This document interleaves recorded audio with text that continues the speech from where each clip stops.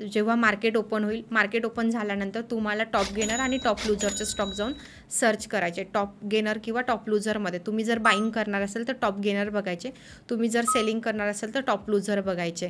Stock मिळाल्यानंतर जे पण स्टॉक 2-3% मूव्ह झाले ते स्टॉक तुम्हाला घ्यायचे. पर्सेंटेज गेन मॅटर पण नाही करत, पण ते असेल तर त्या स्टॉकमध्ये बाईंगचा पोटेन्शियल जास्त आहे किंवा 2-3% खाली पडलेले असेल तर सेलिंगचा पोटेन्शियल जास्त आहे. तर सिम्पल याच्यासाठी तुम्हाला टाईम फ्रेम काय यूज करायचा, 5 मिनिट्सचा करायचा, जो मी ऑलरेडी स्क्रीनवर लावलेला आहे. जे मार्केट ओपन होतं त्याच्यानंतर जी पहिली 5 मिनिटची कॅन्डल आहे तिचा हाय आणि लो तुम्हाला मार्क करायचा स्टॉकसाठी. आज इथे मार्केट ओपन झालं, मार्केट ओपन झाल्यानंतर ह्या कॅन्डलचा हाय आणि लो आपल्याला इकडे मार्क करून घ्यायचा आहे.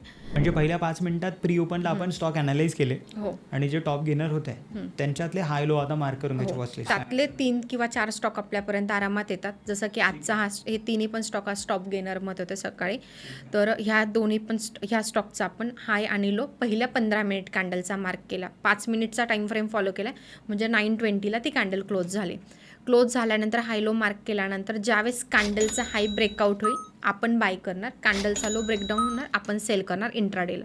जसं की आपण ह्या पहिल्या कॅन्डलचा हाय लो मार्क केला, हाय ब्रेक झाला, हाय ब्रेक झाला. ब्रेक झाल्यानंतर नेक्स्ट कॅन्डलच्या ओपनिंगला आपण बाय करणार आहे. आता जशी ही नेक्स्ट कॅन्डल ओपन झाली, ह्या ओपनिंगला आपण बाय करणार. म्हणजे मी 9:20ची पण कॅन्डल क्लोज होऊ द्यायची, हो, कन्फर्मेशन येऊ द्यायचं हाय ब्रेकचा. कुठे ब्रेकआउट होतं, जसं ह्या 2 ब्ल्यू लाईन आपण ड्रॉ केल्या तर सपोर्ट रेजिस्टन्सचं काम करतात.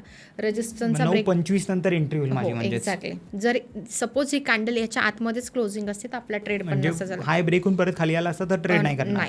फक्त क्लोजिंग मोस्ट इम्पॉर्टंट ह्या केसला. तर इकडे ब्रेकआउट झाला त्यानंतर आपण इथे एंट्री करणार. रिस्क रिवॉर्ड रेशो 1:2 फॉलो करायचा. माझा 10 रुपयाचा टार्गेट आहे तर 5 रुपयाचा स्टॉप लॉस ठेवायचा. मी टॉप गेनर किंवा टॉप लूजर पण घेऊ शकतो. यामध्ये टॉप लूजर असेल तर आपला most of the time selling व्हायला मला भेटेल, आणि टॉप गेनर असेल तर मला फक्त एवढं बघायचं की 9:15 नंतर त्याचा हाय ब्रेक झाला तर या कंडिशन एकदमच सिंपल होते प्राइस ॲक्शनचा.